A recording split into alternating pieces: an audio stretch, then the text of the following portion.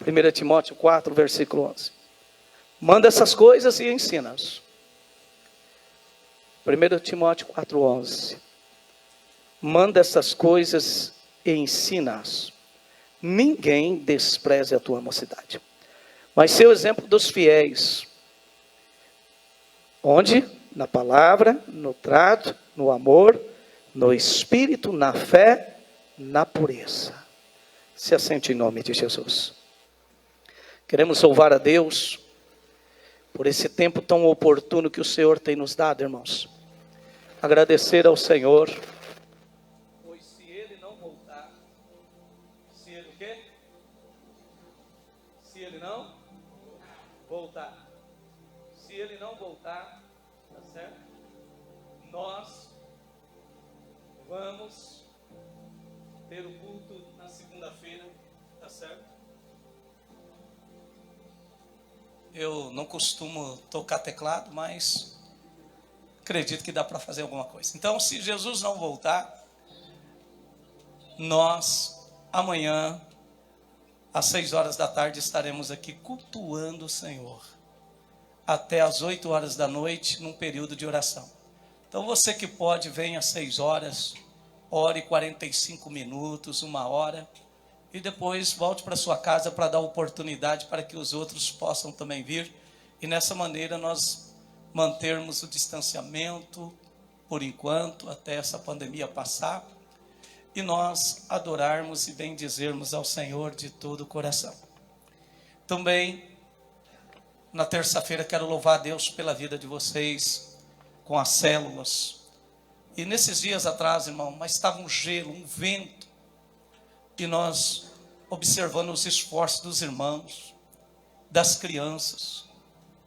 Sabe, é nessa hora que a gente começa a ver o nome do Senhor ser glorificado. Quando você lê a história da igreja, você vai encontrar que aqueles que nasceram de novo, eles não veem impedimento, nem frio, nem calor, nada os impede de fazer o que estava em Atos dos Apóstolos, se reunirem todos os dias. É algo tremendo, é a chama ardendo em nossos corações. E eu olhando, eu disse, meu Deus, que coisa linda, que coisa maravilhosa. Um dia tão frio e vento, gelado, e nós ali. Eu quero louvar e bendizer o teu santo nome, porque talvez você, o santo nome do Senhor, talvez você não sabe quão grandes coisas tem o Senhor feito por nós. E por isso estamos alegres. Na quarta-feira de manhã, quando temos aquele culto, 9 horas da manhã, extraordinário. Extraordinário. E depois, às 7 horas da noite, nós nos reunimos e adoramos ao Senhor. Numa busca que nós temos que ir e estar intensificando ao Espírito Santo, de darmos liberdades para Ele. Como tem sido glorioso ver, irmãos, os esforços, e a igreja se esforçando, para que nós tenhamos as escolas, tanto de inglês, como também de música. Quero bendizer e adorar o nome do Senhor por causa disso. Mas nós podemos ir muito mais. Por isso nós temos, tanto na quarta-feira à noite, como na quinta, as escolas. E depois, na sexta-feira, aquele culto extraordinário do Ruach, nossos adolescentes. Eu quero te convidar, você, a comer comida boa, comida sólida. E saber de onde está sendo feita a comida, de você conhecer a cozinha. Então fique, saia do YouTube, você está entendendo?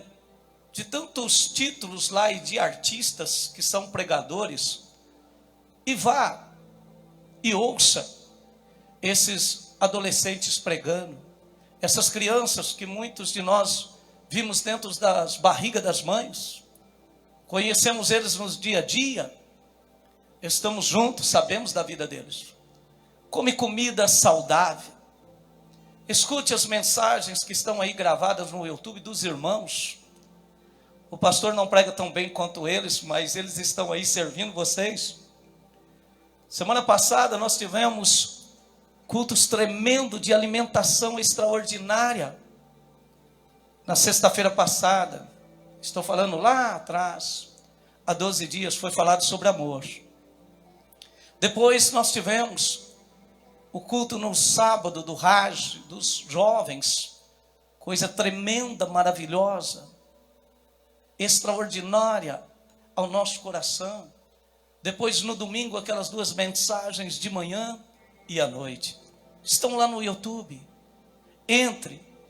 Nós já devemos ter lá tantas mensagens, dezenas de dezenas. E é hora da igreja começar a se alimentar mais saudavelmente. Saindo fora de pessoas que você não conhece. Não, pastor, mas o pastor é renomado. E daí? Você não conhece a casa dele, você não conhece a sala dele, você não conhece a cozinha dele, você nunca sentou, almoçou com ele. Você não sabe como que ele é lá, você não conhece a família dele. Mas o irmão que está aí do seu lado, você sabe. Como a irmã acabou de dizer aqui no começo, a respeito do testemunho da vida dela. E o tema da mensagem dessa manhã é o grande desafio que Jesus deixou para nós. O grande desafio que Jesus deixou para nós, que é nós fazermos discipulado. E o discipulado, irmãos, envolve um trabalho terrível, onde você deixa de ser independente e passa a ser dependente. Primeiramente, dependente totalmente da misericórdia e graça do Senhor. Dependente do Espírito Santo. E dependente também dos líderes que cuidam da sua vida.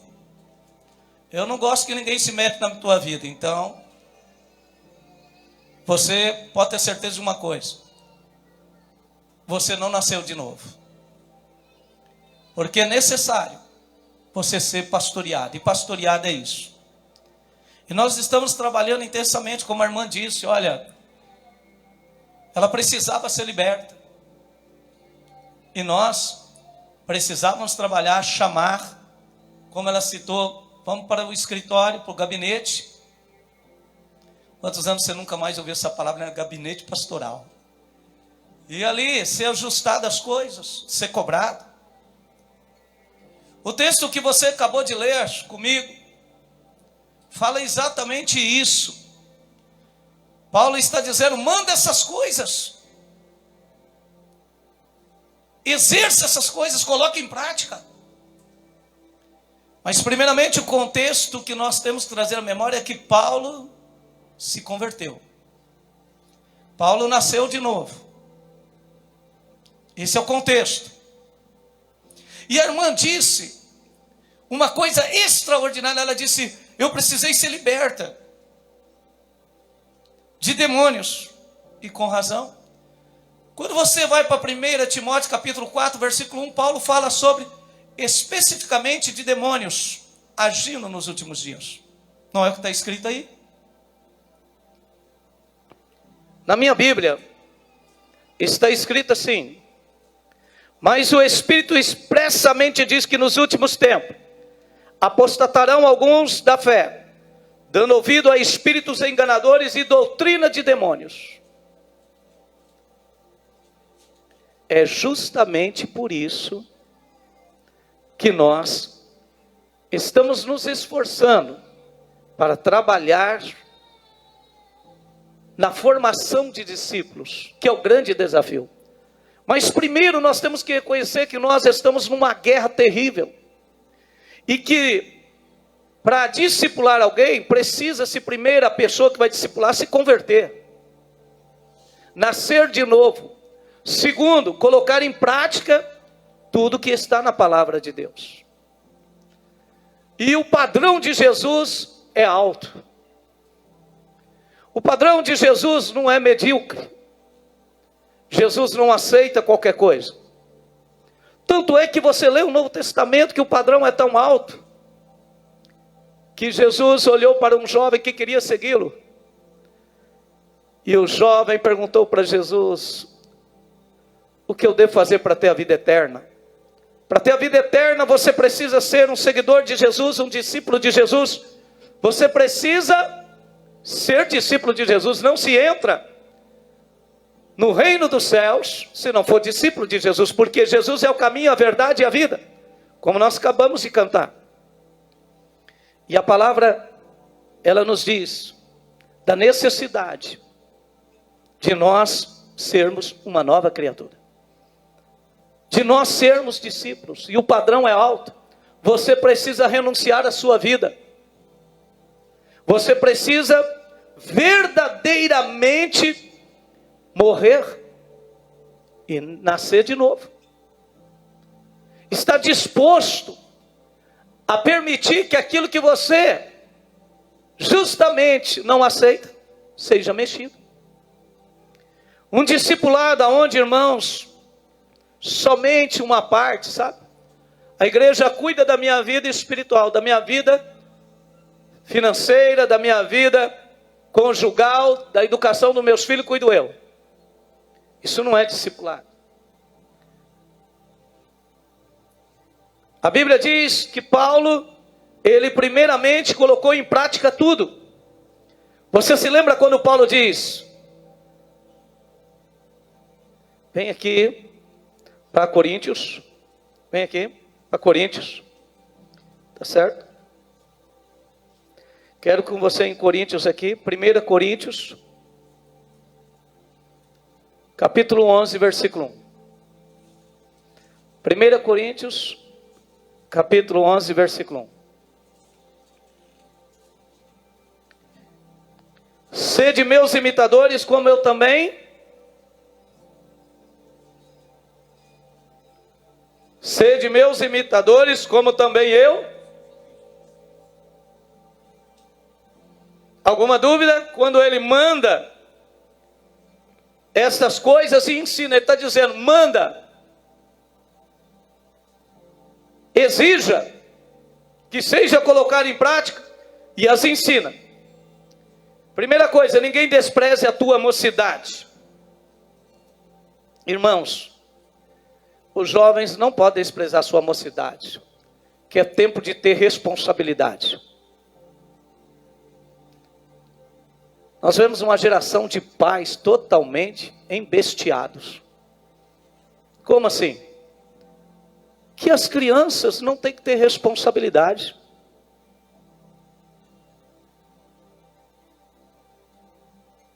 Criança tem que ter responsabilidade. Criança tem que assumir responsabilidade. Você quer ver a primeira? Tirou o brinquedo do lugar, coloca-se no lugar. Fique colocando no lugar, achando que você está sendo bonzinho. Eu sempre digo que pai e mãe não pode falar mais do que uma vez, porque já começa a criar alguém que não tem responsabilidade e respeito. Então, primeira coisa, não despreze a tua mocidade. Paulo está falando para Timóteo, está dizendo: olha, não é porque você é novo que você vai usar isso de desculpa, não. Você está diante da igreja, você é um jovem pastor, mas começa por você não querer usar isso de desculpa, não. Você tem que ter responsabilidade, rapaz, assumir compromisso. E eu quero usar um modelo com você. Venha comigo para 1 Samuel. Um jovem, aliás, um adolescente aqui, que foi desmamado da sua mãe e foi entregue a um sacerdote para ser criado, logo depois de desmamado. Ele acabou de desmamar do peito da mãe, parou de mamar no peito da mãe, foi entregue. Foi entregue ao sacerdote Eli, num lugar terrível. Mas eu gostaria que você olhasse comigo. Capítulo 3, versículo 1, já passa um bom tempo que ele está lá. E a Bíblia diz: e o jovem Samuel servia ao Senhor perante Eli. E a palavra do Senhor era de muita valia naqueles dias. Não havia visão manifesta. Você observa que esse agora adolescente já está um jovem. E a Bíblia diz que nessa caminhada até jovem, olha o que ele fez. 1 Samuel 2,18.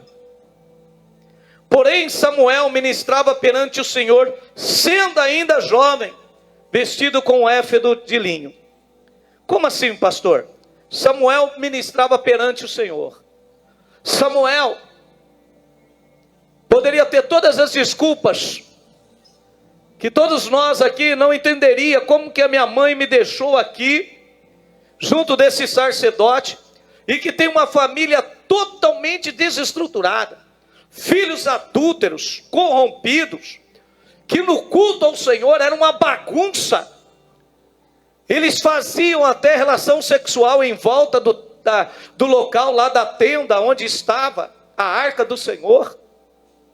Era ponto de encontro dos filhos do sacerdote e das mulheres.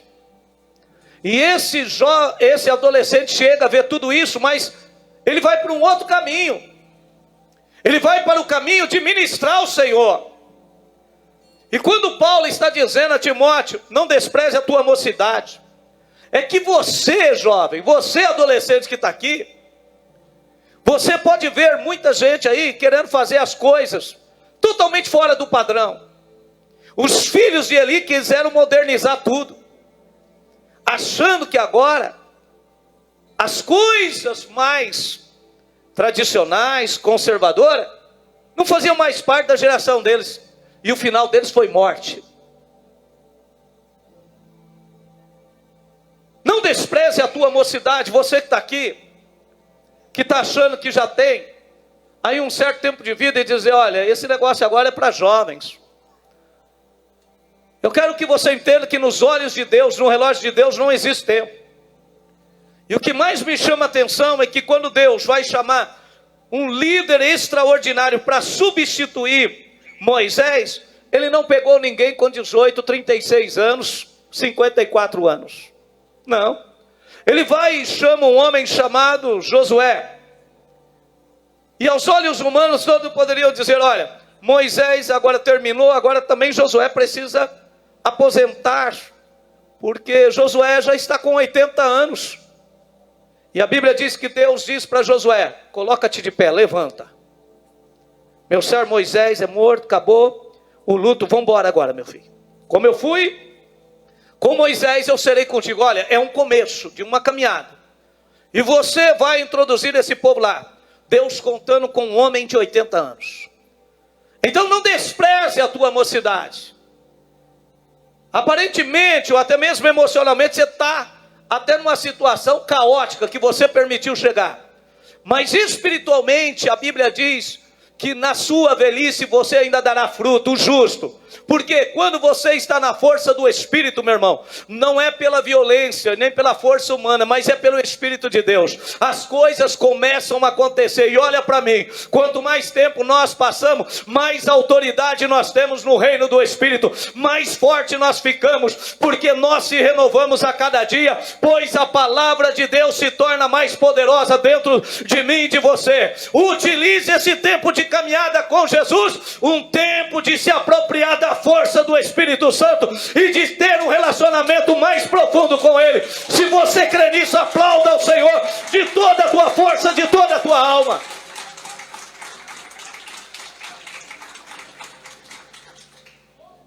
Não despreze a tua mocidade no Senhor. Não despreze. E se você acha que Deus não tem mais nada para ti, você está pecando contra o Espírito de Deus. Deus não tem tempo para perder, Ele já teria te recolhido. Mas eu quero prosseguir aqui. A Bíblia diz, seja o exemplo dos fiéis. A segunda coisa, meu irmão, seja o exemplo dos fiéis. Enquanto eu termino essa palavra, os diáconos se organizem aqui, por favor. Seja o exemplo dos fiéis. O apóstolo Paulo está preocupado com uma coisa que eu e você, durante muito tempo, ouvimos. Olha, a gente precisa dar testemunho lá para os lados de fora. Irmãos, o apóstolo Paulo tem uma revelação de Deus tremenda. Ele diz assim que você que está aqui, tem que estar preocupado sim com o testemunho das pessoas lá de fora. Mas e aqui dentro? Como que você tem conquistado as pessoas? A Bíblia diz que esse jovem Samuel, como você leu comigo, 1 Samuel 3:1, eu gostaria de ler 1 Samuel 3:20.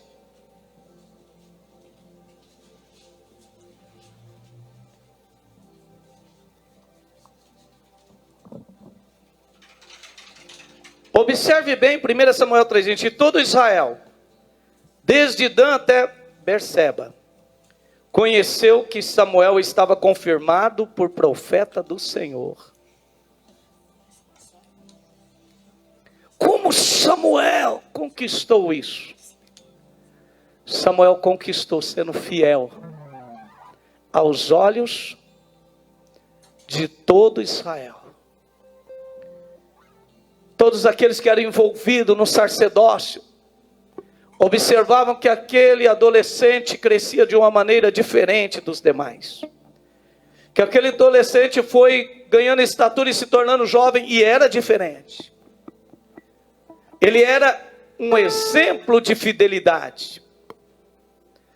Ele andava no meio do povo de Israel e a sua vida expressava uma fidelidade para aqueles que eram fiéis. Ele se tornou exemplo no seu comportamento, na sua maneira de ser. Samuel se tornou um exemplo de pessoa. Ele se preocupava em dar exemplo para o pastor. Ele se preocupava em dar exemplo para os anciões da igreja. Ele procurava dar exemplo em tudo. Como você vai depois acompanhar no culto à noite aí pelo Facebook, você vai acompanhar o restante. Mas ele era uma pessoa que procurava ser um exemplo no seu comportamento, na sua maneira de agir, na sua maneira de falar, no seu proceder, na sua vida espiritual. Ele procurava ser um exemplo para todos. Eu quero te perguntar nessa manhã: qual é o exemplo de vida que você dá para os seus familiares? Para o seu pai, para a sua mãe? Qual é o exemplo de vida que você demonstra?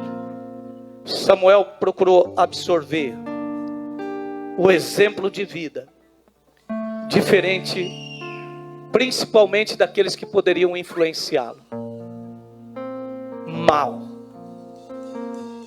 Ele procurou vigiar e não se corromper, mas procurou pegar exemplos bons.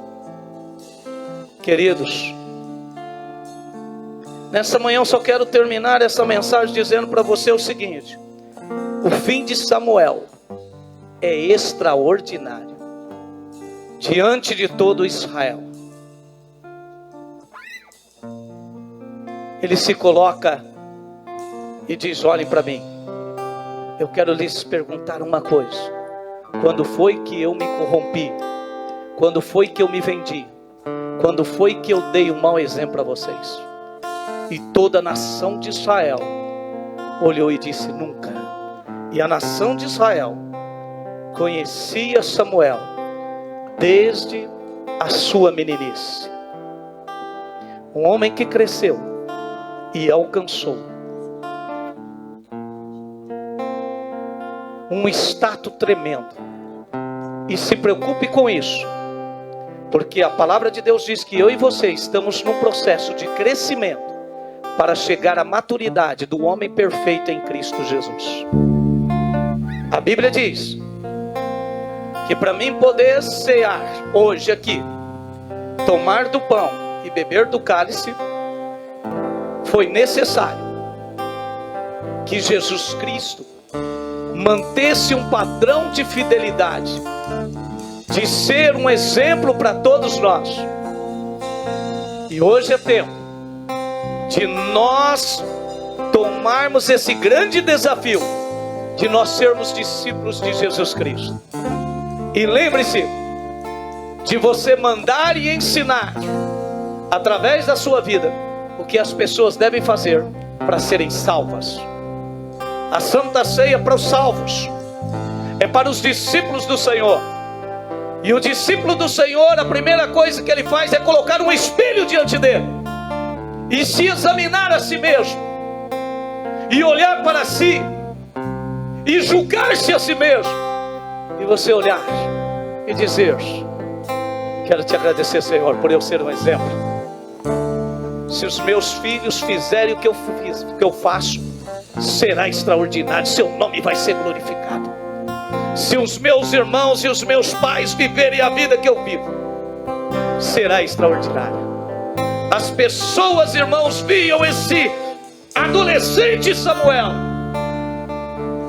adorando ao Senhor.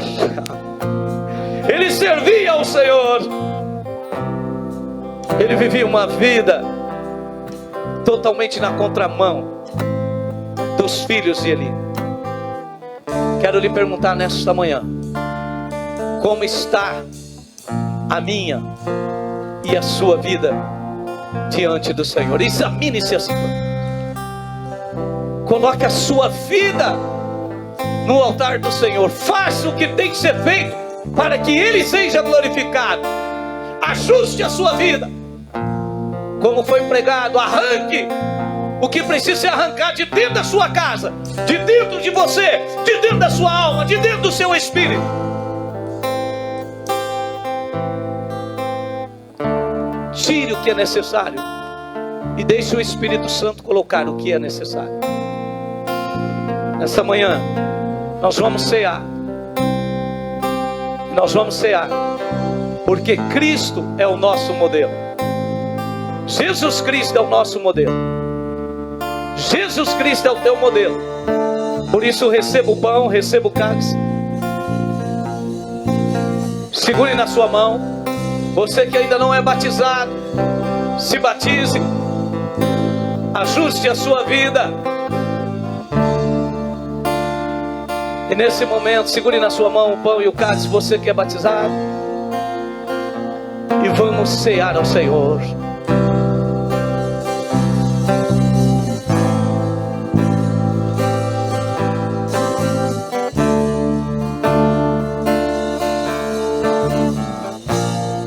Eu me rasgo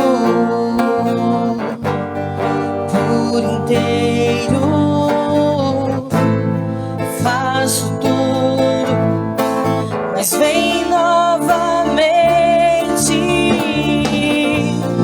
Eu mergulho na mirra ardente, mas peço que tua presença aumente.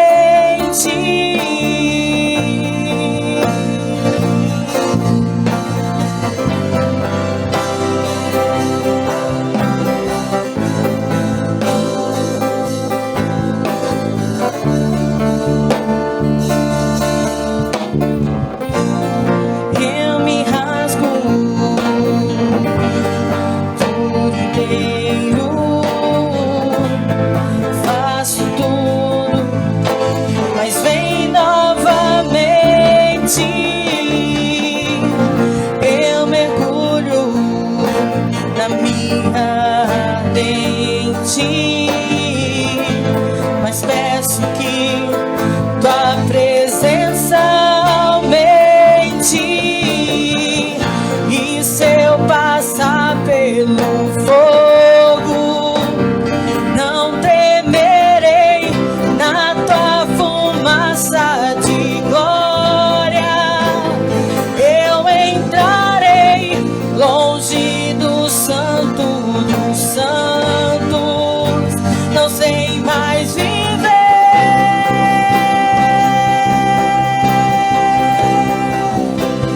Quem já pisou no santo